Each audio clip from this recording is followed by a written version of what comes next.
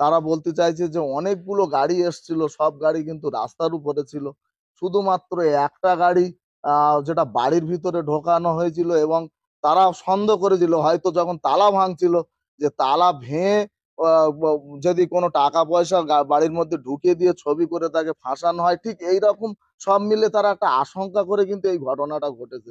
তাদেরও দাবি এলাকাবাসী যে ইডি সিবিআই বা আমরা পরিবারের তরফ থেকেও, যদি যেহেতু সে একটা মৎস্য প্রাণী সম্পদ কর্মদক্ষ, সেহেতু তার তো পালানোর কোনো জায়গা বা তাকে কোনো ভাবে তাকে ডাকা হলে যে যাবে না এরকম কোনো জায়গা আমরা ভেবে পাচ্ছি না। তাকে অবশ্যই আমার মনে হয় করতো, কারণ তাকে যদি নোটিশ করে ডাকতো যে আপনি আপনার যে তকমা এখন লাগানো হচ্ছে যে আহ, আহ, আহ, খাদ্য বা ওই আপনার আহ, যে রেশন দুর্নীতির মামলা, তাকে যে তকমা দেওয়া হচ্ছে যে এই রেশন দুর্নীতির জন্য আপনাকে আপনার কাছে জানা বোঝা করবো, আপনি আসুন, দেখুন, আপনার সঙ্গে আমরা কথা বলবো, অবশ্যই তিনি আমার মনে হয় সর্বরকম সাহায্য করতো। তারপরেও যদি তিনি সেই জায়গায় না যেতেন, তিনি যদি আমি মনে করি যে তাকে তদন্তের স্বার্থে ডাকার পরেও তিনি যদি সেই জায়গায় ইগনোর করতেন, না যেতেন, তারপরে ইডি সিবিআই আসলে মানুষের এই জিনিসটা মনে হতো না যে শাহজাহান শেখ নিশ্চয়ই যায়নি, মানে সে ভীতস্ত, তাই তার বাড়িতে ইডি এসছে।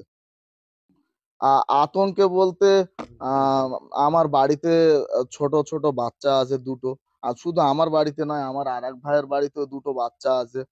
আর একটা ভাই, ও দুদিন ছিল, যেভাবে ইডি বা এই রিপোর্টাররা বারবার এসে বিরক্ত করছে, বাচ্চারা কান্নাকাটি করছে, বাড়ির সামনে পুলিশ পিকেট বসানো আছে, সবকিছু মিলিয়ে ওরা মনে হয় ওরা আবার ওদের মামার বাড়ি টাড়ি চলে গেছে। আমার এক ভাই ডাক্তার, তিনি আছেন, সকালবেলা বেরিয়েছেন, ওর বাচ্চারাও আছে।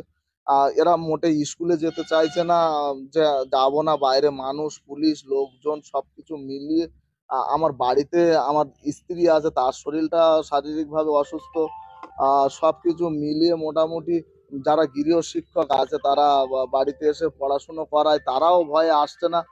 মানে প্রচুর বাচ্চাদের পড়াশুনোটা নিয়ে ক্ষতি হচ্ছে।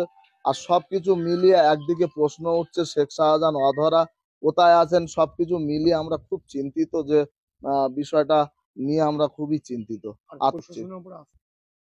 অবশ্যই আমরা মনে করি আইন আইনের পথে চলবে, আইনকে আমরা শ্রদ্ধা জানিয়ে শুধু একটা অনুরোধ করব, সর্বসাধারণ মানুষ তথা সমস্ত প্রশাসনের যারা আধিকারিক, যারা দায়িত্ব নিয়ে এই কেসটাকে ইনভেস্টিগেশন করছেন, আমি শুধু বলবো আপনারা দেখবেন যেন সঠিক তদন্তটা হয়। নিশ্চয়ই যদি সে সাজা প্রাপ্তি হয় বা সে যদি দোষের দোষী হয়, অবশ্যই সে সাজা পাবে, এ নিয়ে কোনো সন্দেহ নেই। তবে আমরা সঠিক তদন্ত চাইছি এবং প্রশাসনের ওপরেই আস্থা রাখছি।